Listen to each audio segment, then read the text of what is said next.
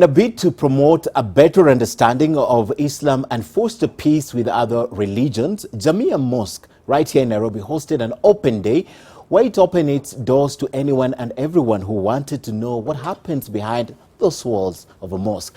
Now, people from different walks of life came to attend the event, which aimed at demystifying misconceptions about Islam. As part of the event, attendees got a tour of the mosque and also got to watch the afternoon Muslim prayers. Leaders present reiterated the importance of fostering peace among all religions for a better country.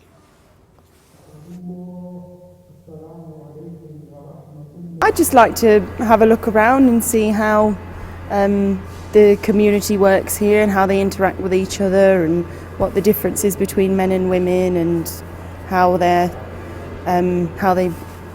pray, I guess, together. We felt that there is need, especially today where many people have misunderstood Islam. We felt that as the biggest mosque in the country, and maybe in the region, we need to have a day, a specific day, where we can allow people to come in and intermingle with the Muslims in their places of worship. Come and see, find out firsthand what happens in the mosque,